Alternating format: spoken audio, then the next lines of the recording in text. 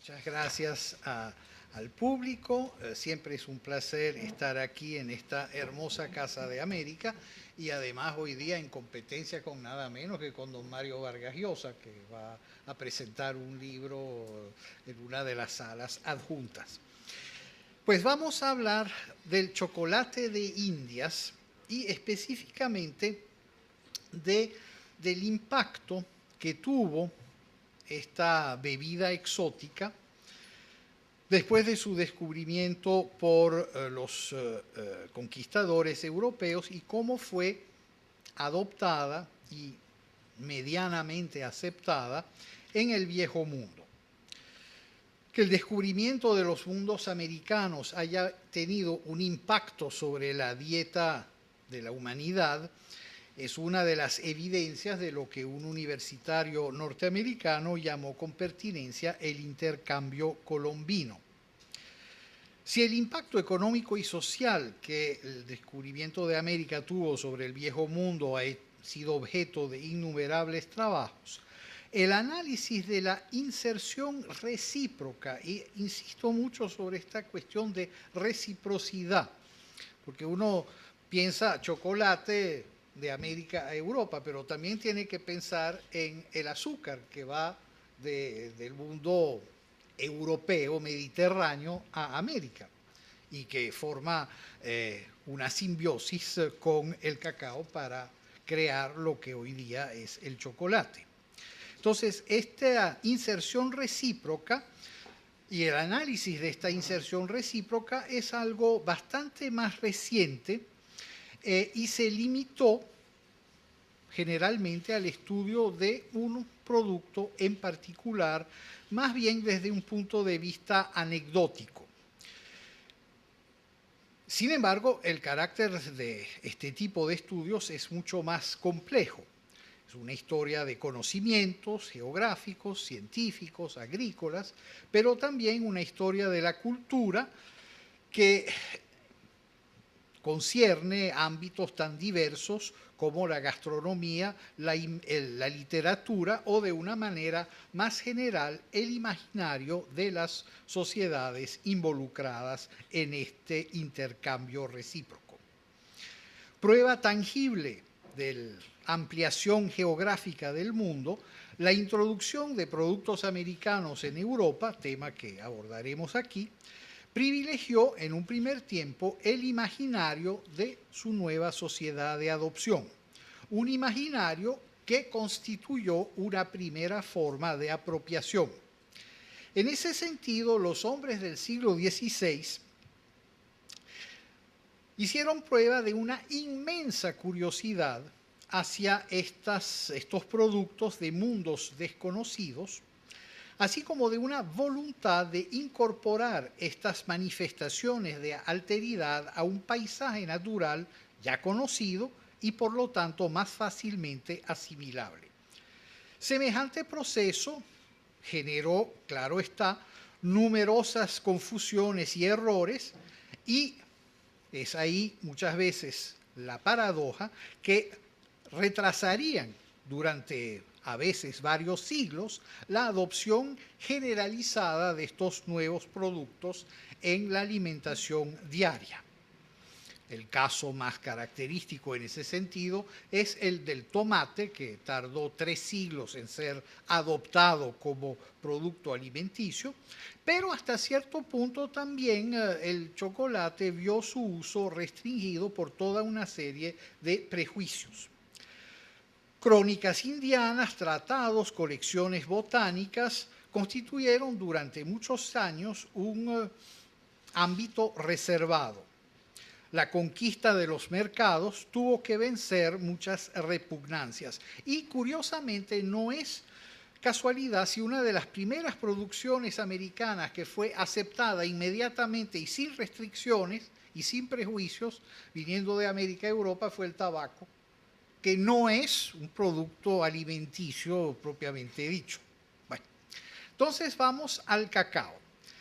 Para resumir, porque mucho se puede decir, tenemos 3 actores que intervienen en un primer momento. El primero de ellos es Cristóbal Colón, o mejor dicho, según el relato que hace su hijo, Hernando Colón, publicado muchos años después, fue al llegar a las costas caribeñas del actual Honduras que Cristóbal Colón se encontró, como dice su hijo, con una canoa tan larga como una galera y 8 pies de anchas, toda de un solo tronco, en la cual había un toldo de hojas y en la cual los indígenas tenían muchas almendras que usan por moneda en la Nueva España. Y que una de esas almendras se cayó en el agua y que todos procuraban todas cogerlas como si se les hubiera caído un ojo. El propio Cristóbal Colón aparentemente no parece haber sido impresionado por el incidente. Menciona, sin embargo, en una carta informe a los reyes católicos sobre su cuarto viaje, que es cuando ocurre este incidente, 1502, que los indígenas le enseñaron la manera y la forma como practican su barata, es decir, sus intercambios. Posible entonces que haya visto las almendras utilizadas, pero por lo menos no dice nada al respecto y definitivamente el asunto quedó ahí durante 20 años sin que pasara nada. Entonces, en abril de 1519, Hernán Cortés desembarca en las costas de Tabasco y ahí de nuevo se encuentra con este fruto como la almendra que ellos, los indígenas, venden molido y tienenlo en tanto valor que se trata por monedas en toda la tierra y con ellas se compran todas las cosas necesarias en los mercados y en otras partes. Es decir, lo que le llama la atención a Cortés no es el chocolate que algunos dicen que Moctezuma le presentó, eso forma parte de las leyendas, sino la utilización de la almendra de cacao como moneda. Bien, entonces Cortés es el segundo actor. Tercer actor de la introducción del cacao al mundo occidental es Pedro Mártir de Anglería, quien realmente es el gran difusor de las noticias americanas en el primer tercio del siglo XVI. Y en las décadas del Nuevo Mundo es donde Pedro Mártir explica que esa moneda, esa almendra moneda, se aprovecha para hacer una bebida suave y sutil, que a sus poseedores los libra de la tartaria peste de la avaricia, es decir, que uno puede utilizar esas almendras porque no se la puede enterrar ni guardar mucho tiempo.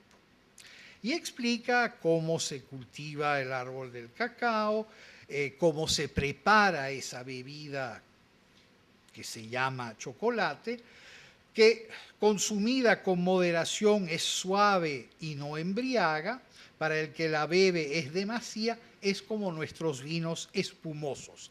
Y lo curioso es que Pedro Mártir escribe todo eso y muy probablemente nunca vio una almendra de cacao o probó chocolate en su vida, por lo menos no está documentado.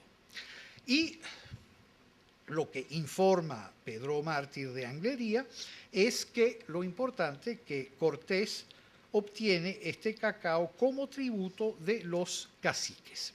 ¿Sí? De nuevo, un producto que tiene un valor simbólico y también que procura esta bebida que no se sabe muy bien qué es. Entra entonces el cuarto gran actor de la introducción del cacao al mundo europeo, que es Gonzalo Fernández de Oviedo y Valdés, el primer cronista, verdadero gran cronista de India. Fernández de Oviedo viajó a América y efectivamente vio el árbol del cacao, es el primero en describirlo en detalle, el primero en ver la utilización que hacen los indígenas, no solamente de la almendra de cacao como moneda, sino de la utilización de esa grasa, de esa manteca de cacao para protegerse de los rayos del sol. Entonces ve los indígenas que están cubiertos de esta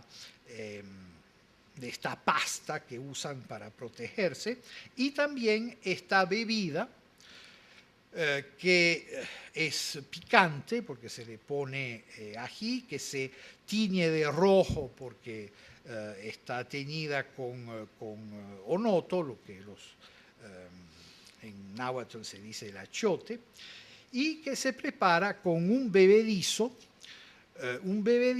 que parece ser muy bueno, valioso y sano, pero bueno, que tiene un aspecto, como dice Gonzalo Fernández de Oviedo, así lo beben y parece que bebe hombre sus rapas y por tanto parece asqueroso al que no lo ha bebido.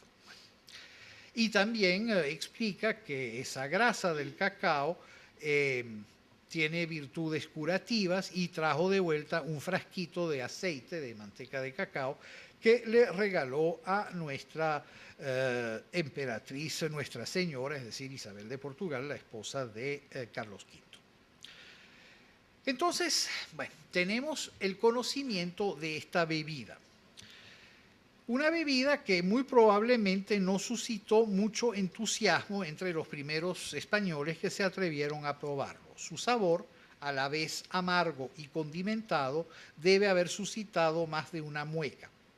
Pero los conquistadores muy pronto se percataron de que estos granos tenían otras propiedades, su utilización como moneda tenía implicaciones que iban mucho más allá del rechazo o de la adopción de este producto, tenían un valor intrínseco y por lo tanto se podía cuantificar en términos de intercambio.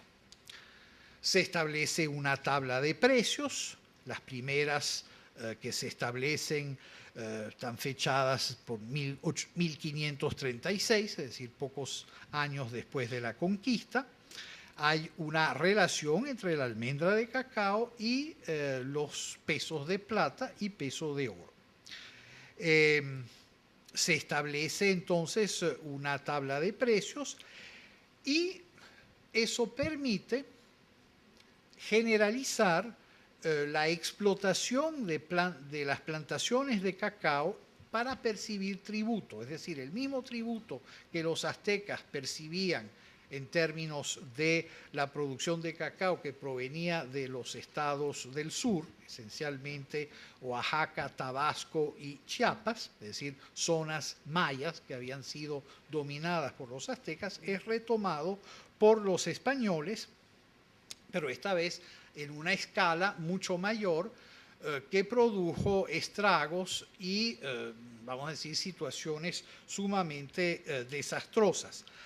Particularmente en la región donde se produjo el primer gran boom cacaotero de la época de la conquista, la zona de Soconusco, al extremo sur del estado de Chiapas, casi en la frontera con la Guatemala actual, donde hubo un boom cacaotero que decayó.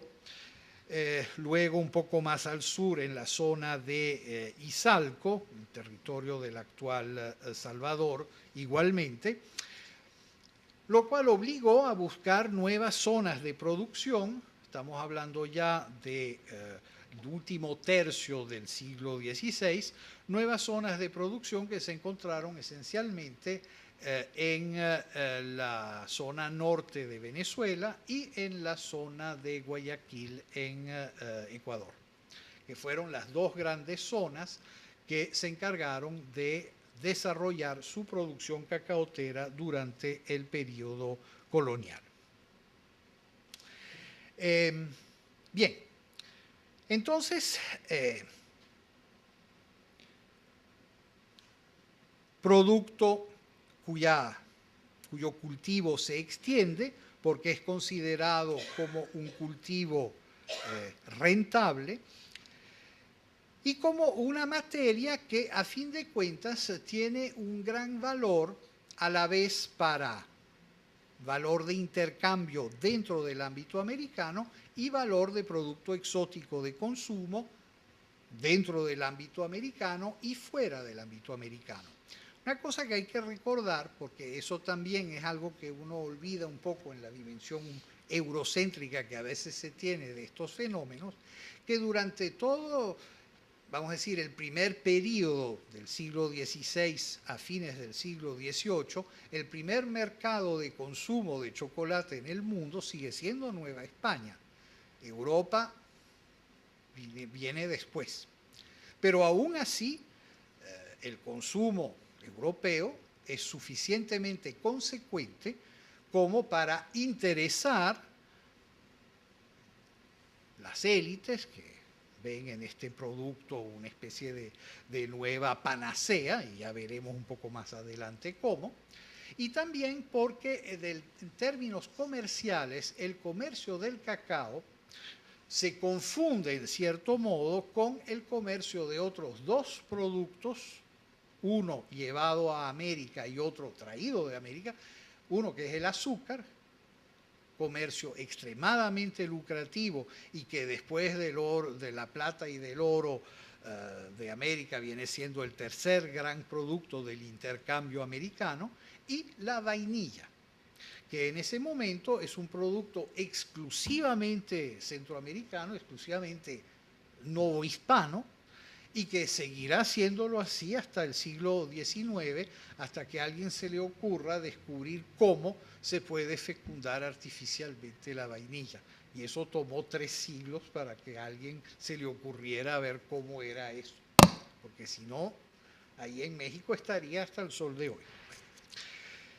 Entonces, pero al mismo tiempo, el consumo es lo suficientemente importante como para que el padre jesuita José de Acosta, en su Historia Natural y Moral de las Indias, pueda afirmar, y además es curioso porque le dedica un capítulo al cacao, y en ese mismo capítulo trata de cacao y de la coca, porque dice que son árboles objetos de no poca superstición. Y explica José de Acosta que el cacao sirve, ahora sobre todo, estamos en 1590, para preparar un brebaje que es cosa loca lo que en aquella tierra, Nueva España, le aprecian. Y algunos que no están hechos a él les hace asco, porque tiene una espuma arriba y un borbollón como de heces, que es cierto, es menester mucho crédito para pasar con ello. Pero al mismo tiempo dice que es una bebida apreciada tanto de los indios como de los españoles, y más de las españolas hechas a la tierra, que se mueren por el negro chocolate. Entonces, ya para fines del siglo XVI, el chocolate pasa a ser como uno de los símbolos del mundo americano, con actitudes ambiguas: bebida sana y fortificante, pero bebida también asimilado a las heces. Una naturaleza híbrida, turbia, que intriga. Bueno, que el chocolate haya sido una bebida de grandes señores o del propio Moctezuma, como lo dijo Bernal Díaz del Castillo, no resuelve el problema. ¿Beberlo es al fin y al cabo peligroso o no? ¿Y por qué las mujeres se mueren por él? Y vemos ahora, en una segunda etapa, lo de la difusión del chocolate, porque eso también abre la puerta a muchas suposiciones. Realmente nadie sabe cómo llegó el chocolate a España por primera vez. O sea, ahí se habla, bueno, unos dicen que fue Hernán Cortés, que la trajo de vuelta cuando regresó a España en 1527-28. Otros precisan que no fue él, sino uno de sus compañeros, el misionero mercedario Bartolomé de Olmedo. Otros sugieren que fue unos años después, cuando hubo la visita de un cacique maya quiché, un tal Aipop Bats, que cuando escogió nombre cristiano se convirtió llamándose Juan Matalbats, que presentó oficialmente el chocolate en 1545 en la corte de Madrid ante el joven príncipe Felipe II, porque el papá estaba en guerra, y que ese viaje fue hecho bajo la instigación de Bartolomé de las Casas, quien era en ese momento obispo de Chiapas, o sea, lo habían mandado ahí. Eh, Otros dicen, y la tradición existe hasta el día de hoy, que fue uno de los monjes cistercianos del monasterio de la Piedra, la provincia de Zaragoza, que envió desde Nueva España la receta del brebaje de chocolate en 1534, se lo mandó al abad de su monasterio, Antonio de Álvaro, con la receta y que además indicaba que las monjas carmelitas de Oaxaca en México le agregaban azúcar. Y por eso es que el chocolate se llamó en un momento dado en España delicia de Oaxaca. Bueno, todo esto forma parte de la leyenda, aunque siguen en la piedra diciendo que sí, en el website lo explican. También es el momento en que algunas recetas, fines del siglo XVI, comienzos del siglo XVII, unas recetas empiezan a utilizar polvo de cacao para como especia en sus recetas, unas salsas sazonadas por la incorporación de cacao, en particular en ciertos asados de liebre o de caracoles preparados en Aragón, aunque caracoles con chocolate realmente me sabe un poco extraño, pero bueno. Pero en todo caso, el primer desembarco documentado de cacao ocurre en 1585 en Sevilla, una primera carga de chocolate en proveniencia de Veracruz, y es verdaderamente a comienzos del siglo XVII cuando se vuelve poco a poco el chocolate una pasión obsesiva de la vida cotidiana española. Y ya para cuestión de pocos años, entre 1600 y 1640, prácticamente, bueno, todo el mundo lo conoce. Hay una ordenanza de la Municipalidad de Madrid que solo autoriza en 1644 la venta de chocolate en forma de pan o pastilla, con el fin de evitar el espectáculo-cito de ociosidad que dan las personas que beben chocolate en la calle. O sea que se había generalizado. Y efectivamente uno empieza a ver referencias de chocolate en las comedias de Calderón de la Barca, de Tirso de Molina o de Agustín Moreto, lo cual quiere decir que efectivamente era algo que había entrado en las costumbres de la época. Pero como le decía, sigue siendo un lujo costoso.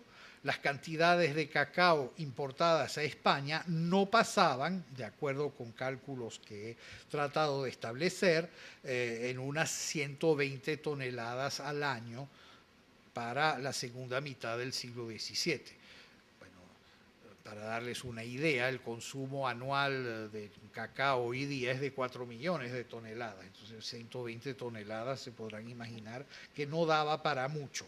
Sin embargo, daba lo suficiente como para suscitar discursos políticos, particularmente uno del abad José Arnolfini, que decía que el gasto superfluo en chocolate consume lo que podría servir para armar en las fronteras varias compañías de caballería. Es decir, el chocolate como elemento de lujo fue combatido por los arbitristas. El marqués de Villena, virrey de Navarra, le confesaba al embajador de Inglaterra en 1651 durante una cena que el chocolate que tomaban él y su familia costaba cada año entre 2 y 3.000 ducados, cifra que probablemente también tomaba en cuenta el azúcar, la vainilla o la canela que se le agregaba. Al mismo tiempo, hay que entender que en Nueva España y en toda el área del Caribe se va estableciendo un comercio oficial y un comercio paralelo del cacao, porque una vez que llega a España y que se empieza a difundir fuera de España, pues los demás países europeos empiezan a preguntarse qué es eso. los holandeses, los ingleses y los franceses empiezan a interesarse también en estas almendras, se interesan también en el comercio del azúcar, y en todo caso se va a desarrollar, digamos, toda una dimensión, tanto oficial como clandestina, del comercio de cacao y también del manejo, porque el cacao no solamente es el envío en barco desde Venezuela a Veracruz o desde Guayaquil más o menos clandestinamente hasta Acapulco. ¿Por qué digo clandestinamente? Porque supuestamente no podía haber comercio directo entre los dos virreinatos, entre Perú y Nueva España. Entonces no podían enviar, y además los productores venezolanos pues se encargaban de decir que el cacao de Ecuador era malo y que no, mala calidad, en fin, un pleito que duró 200 años. Pero además toda una serie de actores intermediarios, mercaderes, caravaneros, negociantes. Sobre todo no hay que olvidar que el cacao, al igual que el azúcar, es un producto altamente especulativo, que interesaba no solamente los corsarios, sino también los mercaderes, muchos de ellos involucrados en la trata negrera. Y es ahí donde hay que tomar en cuenta, eso es una de las pistas de investigación que hay que seguir con respecto al cacao, pistas de investigación con respecto a su difusión en Europa. Un circuito es el circuito, vamos a decir, oficial, las cortes europeas, los dominios españoles en España, en Italia, en los países Flandes, pero también la difusión a través de las órdenes religiosas. Bueno, lo de la piedra puede ser o no una leyenda, pero en todo caso los conventos sí servían para experimentar con los productos americanos, y también la red de lo que podríamos llamar el comercio marrano, por decir algo. Porque efectivamente parte de la producción azucarera en América la asegura una colonia judía emigrada a Brasil, que después cuando llegan los holandeses se desarrolla, cuando regresan los portugueses los botan y se van para el Caribe y se involucran en el comercio del cacao. Algunos de los juicios de la Inquisición en México agarraron a unos cuantos de ellos, en particular un mercader en Veracruz. Esto es un juicio que se llamaba Antonio Méndez Chillón, que lo agarraron en 1545, le sacaron juicio, lo sospechaban de judaizar en secreto y le confiscaron su contabilidad, y era mercader en cacao. Y una de las cosas que se pudo comprobar a través de la contabilidad de ese señor, importaba cacao de la provincia de Maracaibo a Veracruz y la revendía después a España. Y el margen de beneficios, según los cálculos de los tribunales de la Inquisición, era del 120%. O sea que lucrativo debía ser. Y a este Méndez Chillón, bueno, no lo condenaron a la hoguera, pero sí lo echaron de Nueva España y terminó aquí en la península. Bueno, en todo caso, la corona española no logra, evidentemente, dominar enteramente el comercio, y, por lo tanto, el cacao se extiende, la preparación del chocolate se extiende, y empieza entonces a desarrollarse el imaginario, que es el último elemento que voy a tratar con ustedes. Un elemento que hace intervenir, y el profesor Peset nos va a hablar de eso, la visión que se tiene del carácter terapéutico que pueden tener estos productos americanos. Y son varios tratados médicos escritos entre 1579 para el primero y 1616 para el tercero, que nos van a hablar de las propiedades médicas del cacao. Se trata generalmente de médicos peninsulares que fueron enviados a España. El primero de ellos se llamaba Agustín Farfán, que era médico en la corte de Felipe II y que fue aquejado de sordera, y entonces no sé si lo mandaron a América porque se había vuelto sordo, pero en todo caso siguió ejerciendo su profesión como miembro de la Orden de los Agustinos en México, donde publica este primer tratado donde se habla pues de las propiedades del chocolate, propiedades que son raras. Dice que el chocolate es una bebida hecha de muchas cosas entre sí muy contrarias, gruesas y malas de digerir. Unos años después, otro médico también peninsular que visita a México, Juan de Cárdenas, que publica un célebre tratado también en México en 1591, es el primero en establecer la introducción del cacao y del chocolate dentro de los cánones de la medicina humoral de la época. Bueno, no voy a entrar en detalles. Dice que la bebida tomada con moderación es buena, pero que hay que tener cuidado porque si no puede ser muy dañosa, porque es fría en ¿cómo es? Puede ser frío y seco, pero frío en primer grado y seco en segundo grado. Bueno, eso se explica dentro de la concepción de la época.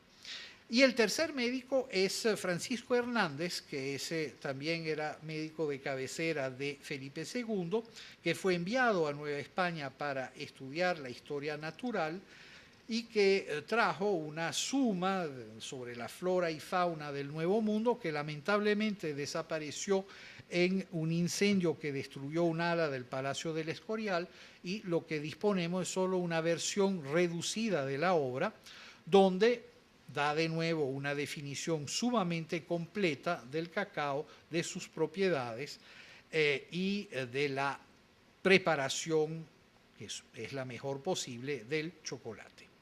Y entonces, bueno, llega el debate, ¿es bueno o no es bueno beberlo? Otro problema que también va a alimentar un debate dentro y fuera de España, si el chocolate rompe o no el ayuno eucarístico, gran debate durante 50 años, y prácticamente un debate que tendrá que esperar la decisión del cardenal Francesco María Brancaccio en 1662, que dirá que efectivamente el chocolate es una bebida y por lo tanto no rompe el ayuno eucarístico siempre y cuando sea ingerido sin la intención de romper el ayuno eucarístico. La casuística. Bueno, en todo caso, el chocolate entra en las... es la bebida de moda, pero realmente es solo con el siglo XVIII, y en el caso de España con la llegada de los Borbones, que empieza la verdadera edad de oro para el consumo del chocolate como bebida. Un cronista gastronómico español del siglo XIX menciona que en el Palacio Real de Madrid, bajo el reino de Carlos III, existía una gigantesca chocolatera mecánica de una capacidad de cerca de 25 litros que se levantaba con una cadena y una polea y que hacía posible el servicio, y entonces, bueno, servía para servirle chocolate a todo el mundo. 25 litros, una cosa, y se llenaba varias veces al día. Y todo viajero que va a España en el siglo XVIII constata que efectivamente todo el mundo toma chocolate, y que el chocolate había llegado a las diferentes capas de la sociedad. De ahí el éxito que tuvo la Real Compañía Guipuzcoana de Caracas, que es una de las empresas que tuvo el monopolio del chocolate en España, o sea, del comercio del cacao en España. Y siempre, como cuestión simbólica, hasta finales del siglo XVIII, una cantidad de cacao proveniente de Soconusco era destinada a la mesa real, siempre. Y hoy día, pues como han vuelto a cultivar cacao en Soconusco, pues utilizan eso como label de calidad. Es también a fines del siglo XVIII solamente que se empieza a desarrollar en España una pequeña, bueno, vamos a llamarla así, una pequeña industria, fábrica de confitería, sobre todo en Barcelona, en Andalucía, en Cataluña, aunque el que la inicia, de apellido Fernández, por lo visto era de origen castellano, y que proponía pastillas vendidas bajo la apelación de Madama la Delfina, príncipes y señores de la corte, en una fábrica que abre en Barcelona en 1777. Y Barcelona pasa a ser, para fines del siglo XVIII, vamos a decir, la capital de la chocolatería de confitería española. Finalmente, bueno, el mundo del chocolate había sido restringido, y termino con esto, porque se suponía, de acuerdo con lo que había dicho Bernal Díaz del Castillo, que el chocolate tenía virtudes afrodisíacas porque dice Moctezuma lo bebía antes de ir a ver a su harén. Bueno, y eso durante 3 siglos alimentó las fantasías de todo el mundo. Bueno, debo decir que el cacao, el chocolate, no era el único producto americano. Hasta la papa en un momento dado se dijo que era afrodisíaca, que francamente uno no le pedía tanto. Pero en todo caso, el consumo de chocolate hasta fines del siglo XVIII está restringido al mundo adulto. Los niños no lo consumen. Nada más los adultos, los enfermos, los viejos y evidentemente la gente de poder y de dinero.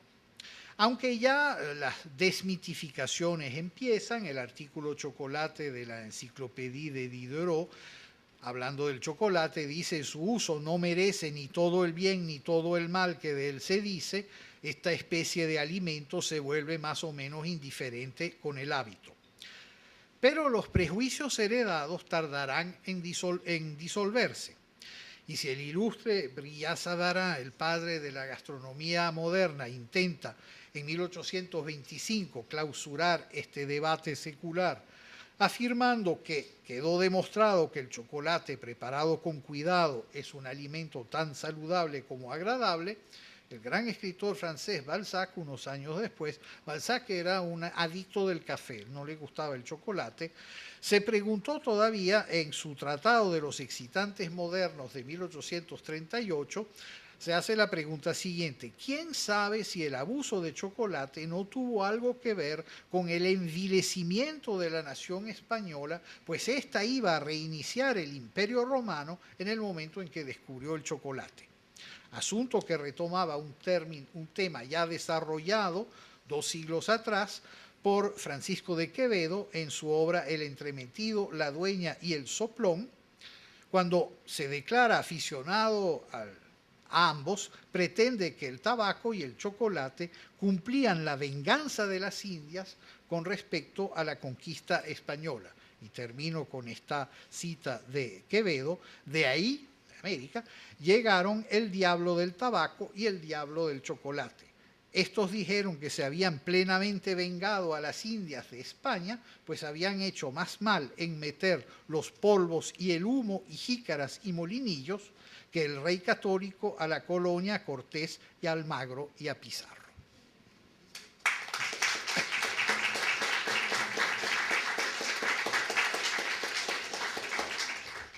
Muchas gracias, buenas tardes a todos.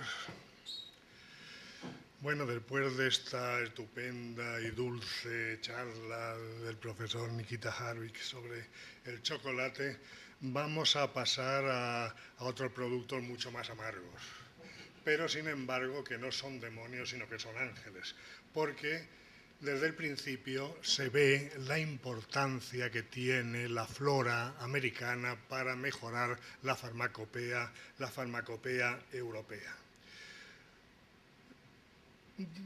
Me gustaría citar a muchos amigos aquí porque realmente sobre estos temas ha trabajado mucha gente, vaya para ellos mi agradecimiento, pero es imposible citar en una mínima parte de lo que se ha dedicado al estudio de este tema, porque realmente la aportación americana a la ciencia médica fue muy importante.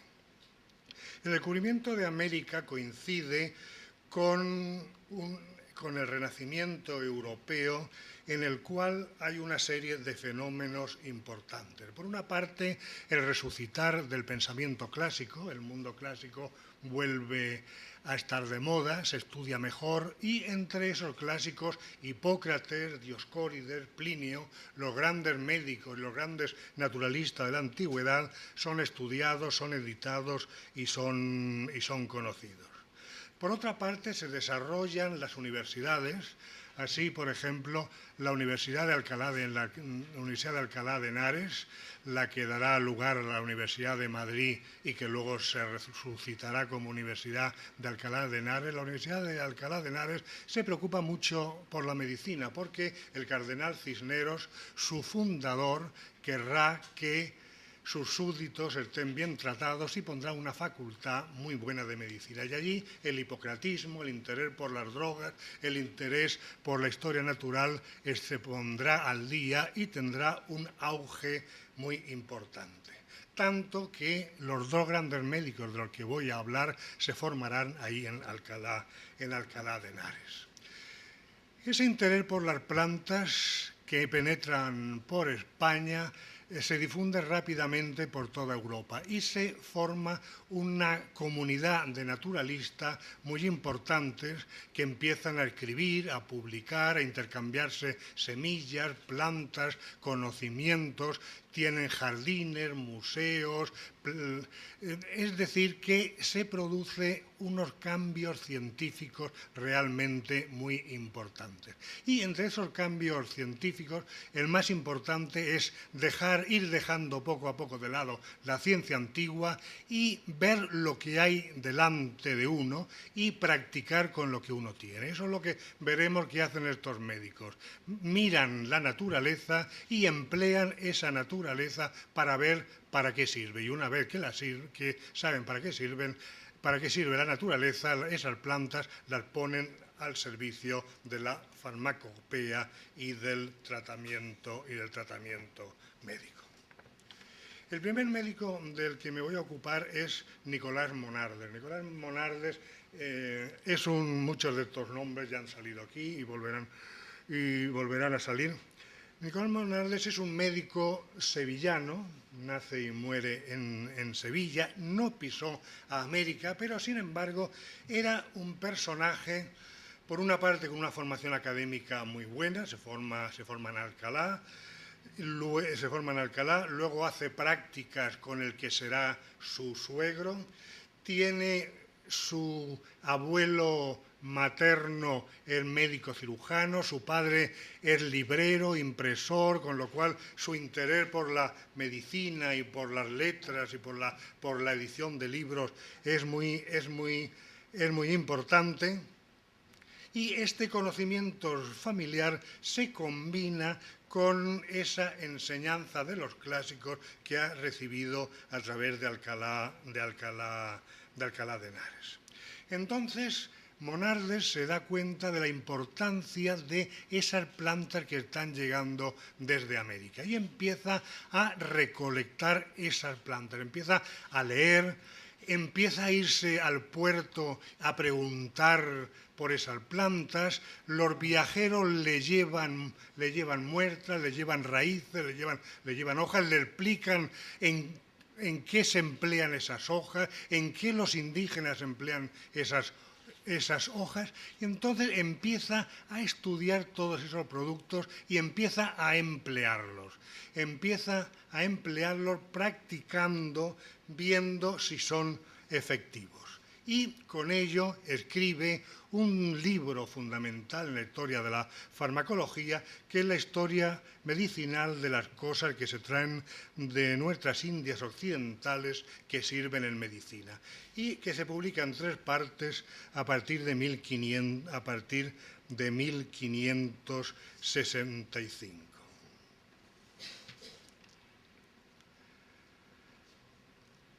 Entonces, se ha dicho de él que es uno de los primeros farmacólogos europeos porque se preocupa de conocer bien la planta, cómo se debe aplicar esa planta y cómo actúa esa planta. Entonces, describe de las plantas que van llegando de América, describen bien cuáles son sus partes, cuáles son activas, cómo se deben emplear, si solas o mezcladas con esos productos.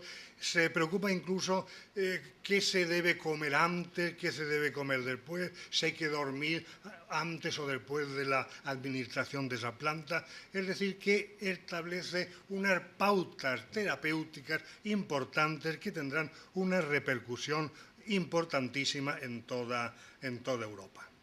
Tiene un jardín, tiene también un museillo de las cosas que va recogiendo, como era habitual en la Sevilla de la época. En la Sevilla de la época hay unos jardines y unos museos realmente extraordinarios porque se nutren no solo de productos españoles, sino también de plantas extrañas que llegan más allá del mar. Por ejemplo, en uno de ellos había un armadillo que tendrá gran éxito entre los científicos de la época. Además, hay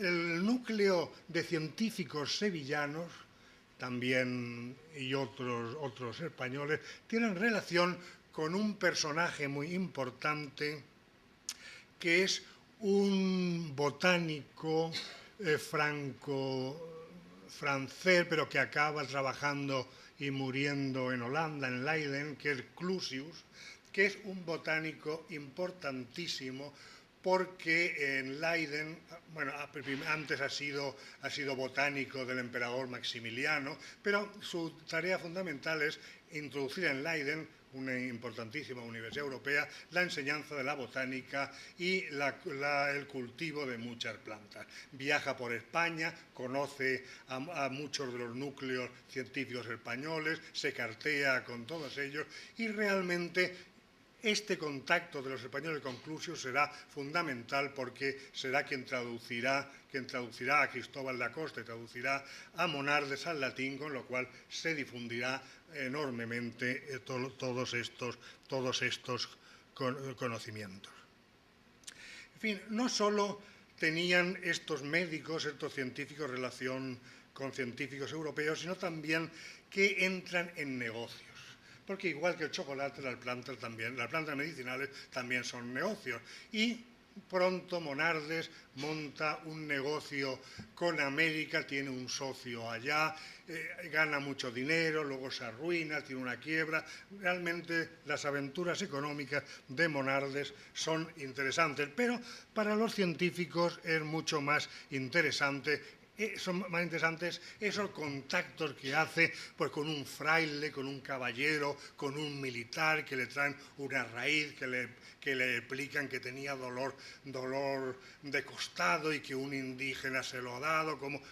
Realmente es apasionante cómo Monardes consigue a través de esos testimonios y de sus lecturas y naturalmente de sus jardines y negocios realizar un conocimiento muy bueno y una expansión extraordinaria de las importantes plantas americanas.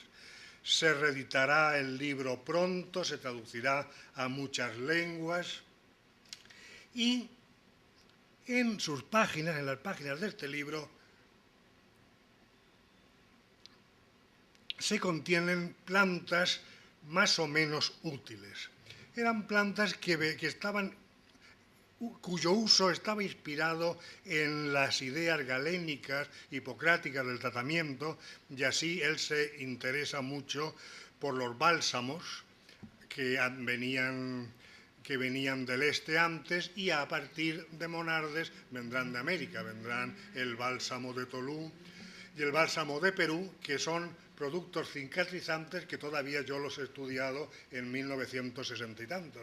Es decir, que son productos que han llegado hasta nosotros. También los purgantes, los sudoríferos serán importantes porque para la medicina clásica la curación de la enfermedad era la expulsión de los venenos que teníamos dentro, de los humores corrompidos, y entonces la purga o el sudor eran importantes para esta purificación. Por lo tanto, esos purgantes también le interesarán mucho. Y le interesa mucho otro producto que tuvo un gran éxito en la época, que es el guayaco, el palo de guayaco. La conquista de América se acompaña del desarrollo brutal de la sífilis en Europa. Se supone que empieza por el sur de Italia, que allí pueden llevarlo las tropas españolas, pueden difundir este mal las tropas francesas, de ahí el morbo gálico, el mal francés, pero no está claro si la sífilis vino de América o ya estaba aquí. Lo que es verdad es que se produce posiblemente un cambio en el treponema que produce unas epidemias, unos contagios tremendos. Y se empleaba el mercurio, que hacía sudar y medio curaba esta enfermedad. Pero el mercurio era terrible, era casi más peor el tratamiento por el mercurio que la enfermedad. Con lo cual, la llegada de este guayaco, una de cuyas especies se llama palo santo, pues supuso posiblemente un alivio de muchos enfermos que no tuvieron que pasar por las curas mercuriales. Y así Monardes dice con belleza que de donde vino el mal, supuestamente, de donde vino el mal vino el tratamiento. Y el otro producto amargo que viene de allá, que viene de América y que tuvo un inmediato éxito, es el tabaco. El tabaco tuvo una repercusión fulminante en Europa. Los medicamentos tuvieron mucha más facilidad que los alimentos muchas veces, porque los alimentos tienen unas motivaciones culturales que los enlentecen. En cambio, un medicamento, si te lo da un médico, inmediatamente te lo tomas y muchas gracias. Era otra vía de entrada y estos medicamentos se difundieron muy rápidamente. El tabaco se podía utilizar para dolores, para lombrices, para pudriciones del pecho, se usaba como humo, se usaba las hojas cocidas y majadas, se usaban de distintas maneras. Pero es evidente que tuvo pronto mucho éxito, también como hábito de consumo. El tabaco enseguida se impuso y ahí Monardes rápidamente dice que a él le parece bien el tabaco como medicina, pero que como lo usan los indios como ocio, para deleitarse, que eso no, como pasatiempo, que eso no le parece bien. Pero como medicamento sí que tuvo mucha entrada. Y este uso indio pronto se introduce. Monardes reconoce que muchos medicamentos vienen de los indígenas, pero él dice, él no podía saberlo mucho, que los indígenas muchas veces eran reacios a comunicar estos secretos. No sé si era verdad, algunas veces lo sería, pero quiero recordar un códice muy importante que muestra muy bien la colaboración de indígenas con los españoles, que es el códice de Martín Badiano, el códice de Martín de la Cruz y Juan Badiano, que se hace en el colegio de Santa Cruz de Tlatelolco, que es un lugar donde se formaban a los indígenas de alta cuna. Y allí se reúnen dos personajes, uno que sabe latín, otro que sabe medicina, y pasan al latín los conocimientos médicos. Es decir, que sí que hay un paso de las novedades científicas, muy grato, muy rápido. Ese códice tiene una historia bonita porque el hijo de un virrey se lo envía a Felipe II, luego pasa a manos del cardenal Barberini, que lo lleva a Roma, y al final el Papa Juan Pablo II lo dona al Museo Nacional de Antropología de México, con lo cual el códice badiano vuelve otra vez a México. El otro personaje al que me quiero referir es un castellano, que es Francisco Hernández, que también ha salido aquí, tan importante o más que el anterior. Monardes dice con frecuencia que es importante la flora mexicana y que hay que ir a estudiarla. Y entonces Felipe II organiza la primera expedición científica, mandando a su protomédico, Francisco Hernández, a estudiar las medicinas y a arreglar la medicina. Para eso le da el título de protomédico de sus reinos, de su imperio. Francisco Hernández se había formado también en Alcalá, tiene una formación magnífica, y luego practica en dos hospitales extraordinarios, que es el de Guadalupe y es el de Santa Cruz de Toledo.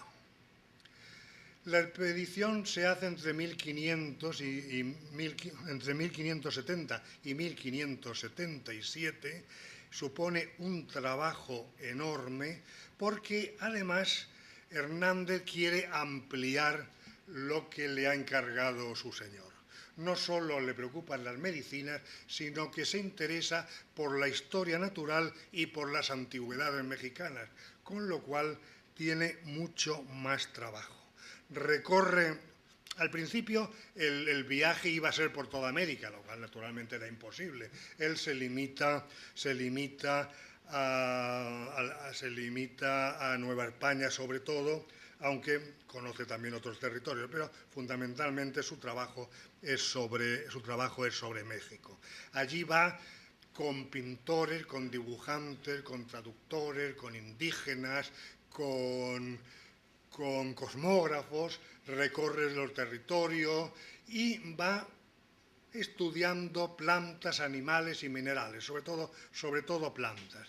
Y entonces hace cosas muy interesantes. Por una parte, va a copiarlas, como él dice, del natural y a su estilo, a su manera. Y eso quiere decir que se copian las plantas tal como se presentan, lo cual será muy importante porque la mayoría de los botánicos europeos, incluso hasta Linneo, no veían las plantas americanas en su sitio. Linneo nunca estuvo en América. Linneo dijo que ojalá pudiera visitar a Mutis, que sería muy feliz, pero mandó a un discípulo que tuvo un final bastante penoso. Linneo nunca atravesó el mar. Y Hernández y sus dibujantes lo que hacían, y sus traductores era pintar las plantas al natural y preguntar a la población en qué se utilizaban esas plantas, con lo cual iban coleccionando un tesoro mexicano maravilloso de conocimientos. Él quería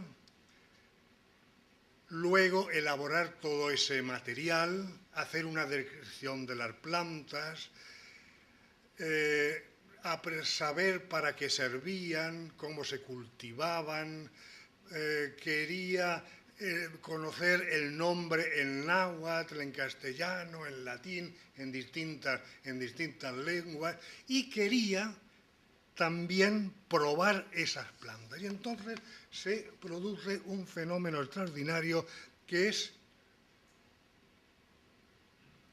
la práctica que Hernández y otros médicos y cirujanos mexicanos hacen en el Hospital Real de Naturales de México. Emplean esas plantas. No, en el hospital y en vecindario, también lo emplean en distintas enfermedades. Como estuvo muchos años, tuvo tiempo de aplicarlo en muchas enfermedades y en alguna epidemia. Todo eso debía servir para un conocimiento moderno de la flora americana, sobre todo la flora médica. Felipe II le dice que vuelva y vuelve con muchos volúmenes que van a parar al Escorial. Allí empieza una historia bastante triste, con un resultado regular, porque no se publica tal cual ese tesoro mexicano, esa historia natural de la Nueva España. ¿Por qué no se publica? Pues bueno, hay un cierto secretismo siempre en todas las cosas imperiales, la imprenta es carísima, no estaba terminado el trabajo de Hernández se pone enfermo, muchos motivos. El caso es que Felipe II encarga a un médico italiano, a Nardo Antonio Recchi, que haga un resumen, hace un resumen latino, bastante voluminoso, se lo lleva a Nápoles con copias de las plantas hernandinas. Entonces la Academia de los Lincei se interesa, intenta hacer la publicación y empieza ahí una historia muy larga de muchas visitas, de muchos intentos de compra, también de secretismo, hasta que por fin, mucho después, en 1651, se publica ese tesoro mexicano.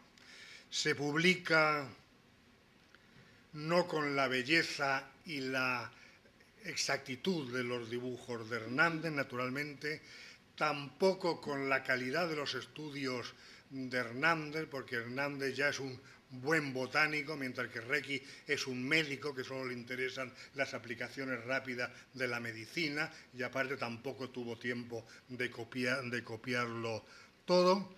Y a todas estas desgracias se añaden un incendio en el Escorial, al que ya se ha hecho aquí referencia, donde desaparece esa maravilla de Hernández.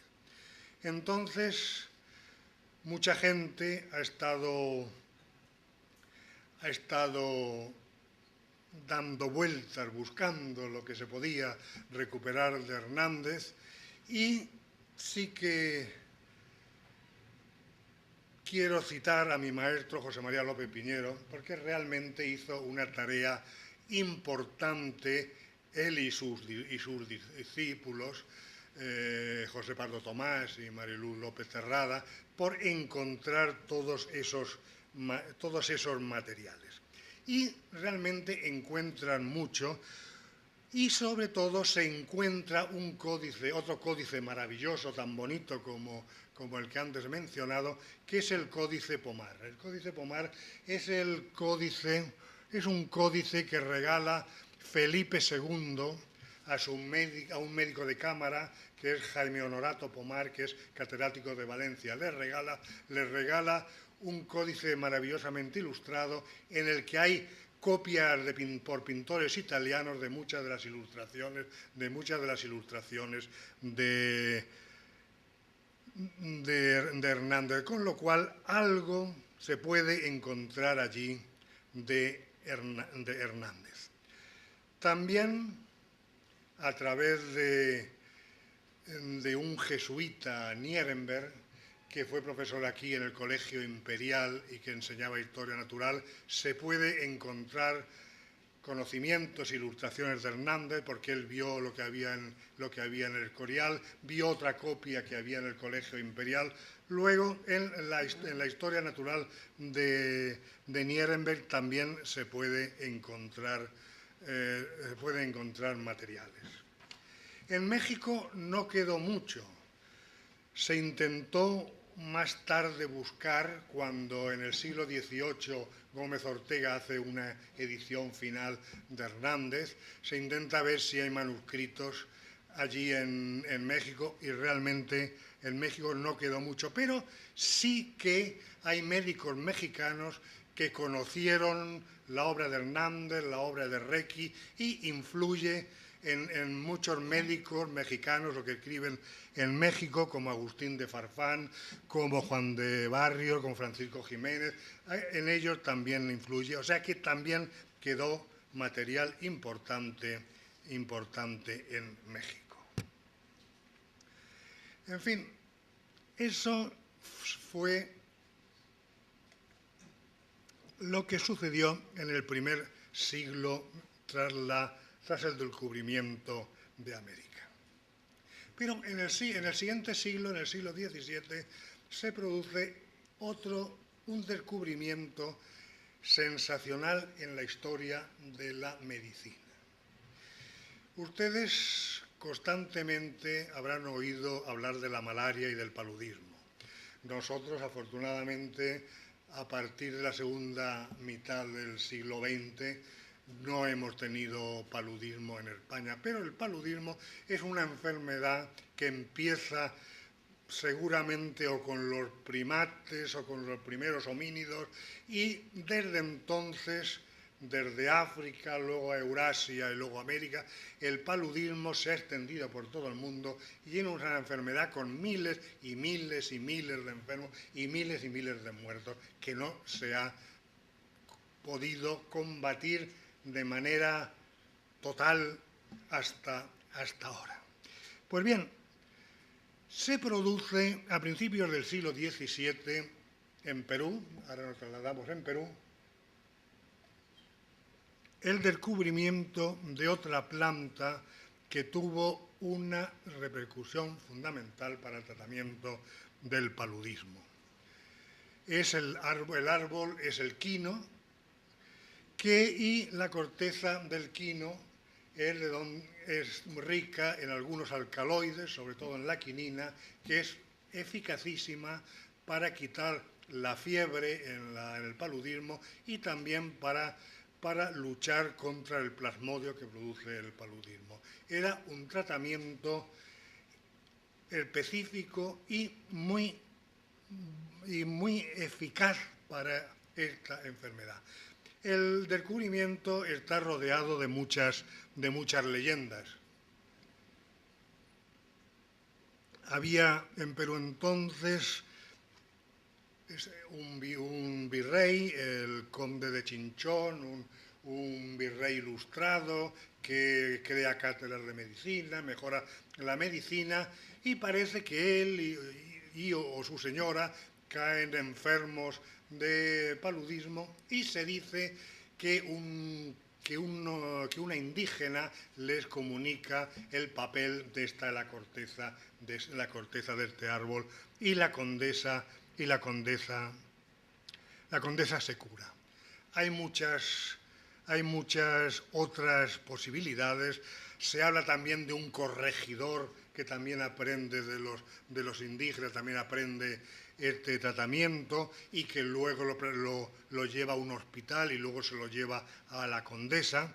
Se habla también mucho de los jesuitas. Es evidente que los jesuitas tienen una gran importancia en la difusión de este medicamento. Podría ser que los jesuitas vieran cómo era empleado en fiebres, en escalofríos este medicamento, y también lo emplearan. El caso es que llega muy pronto a Europa. El suceso de la enfermedad de la condesa es de 1638. Y en 1641 el médico de los condes, Juan de Vega, ya está en Sevilla haciendo negocios con la quina. Es decir, que rápidamente llega a Europa. Y en 1645 un cardenal jesuita lo lleva a Roma, y la compañía los tiende también con negocios, los tiende por todo el mundo. Se identifica con el catolicismo, este medicamento, y así se produce un fenómeno curioso.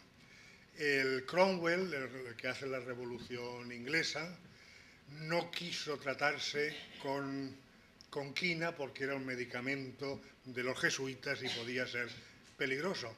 En cambio, el que será Luis XIV,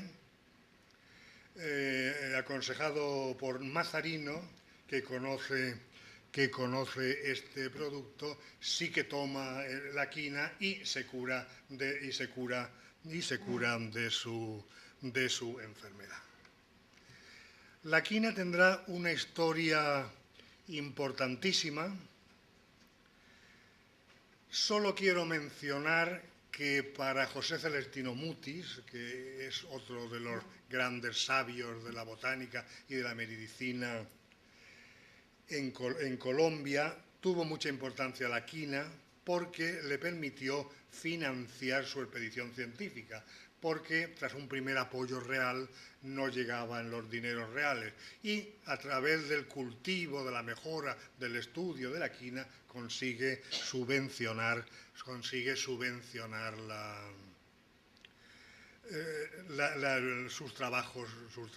importantísimos trabajos científicos. Y le manda la quina, le manda la planta a Linneo y este le agradece el envío y tuvieron siempre una relación magnífica. Otro personaje que simplemente mencionaré, porque también toma la quina como base de sus peleas, es el mexicano José Antonio de Alzate. José Antonio de Alzate es un personaje muy rico, del que no voy a hablar, pero que se enfrenta a los botánicos españoles que llegan con la expedición científica de Sesei Mociño. Y se enfrenta para defender la cultura de los indígenas americanos, afirmando que hay una ciencia propia que hay que defender y que lo que los españoles están llevando es una ciencia intrusa que no es superior a lo que en México se sabía.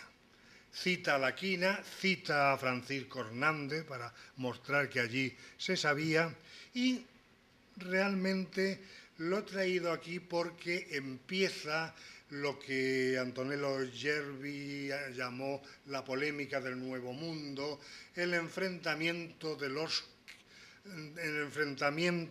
dos mundos ante los ataques de Buffon y de otro filósofo alemán al pueblo americano. Pues bien, el criollismo, Alzate en este caso, como hará Bolívar poco después, en 1815, en la Carta de Jamaica, se da cuenta que él está entre unos invasores, que son los españoles, y los auténticos propietarios de América, que son los indígenas.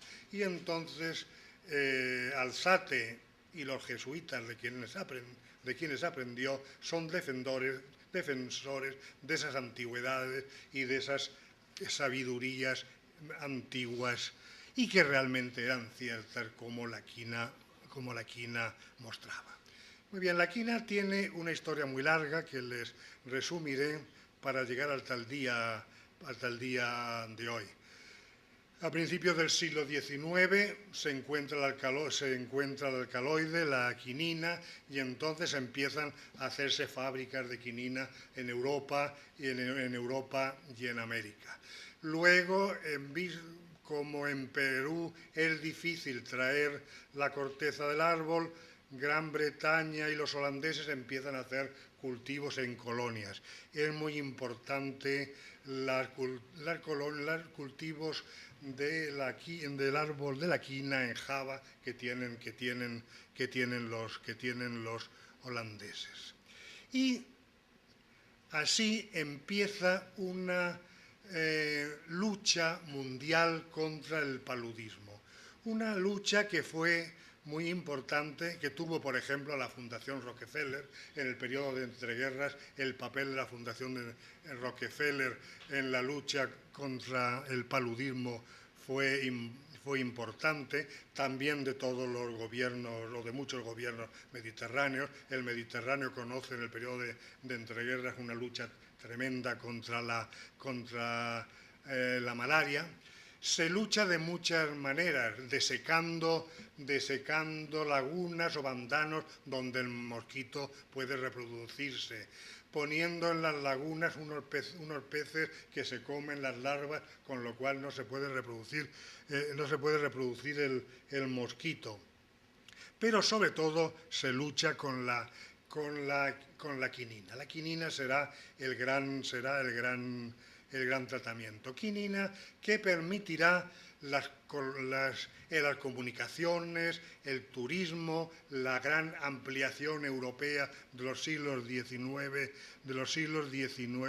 y el siglo XX. Por ejemplo, el canal de Panamá no se pudo abrir hasta que se empleó la quinina, porque en las primeras fases todos los obreros morían de malaria. En la segunda etapa, ya con la quinina, se puede abrir el canal de Panamá. Y sucede, al llegar la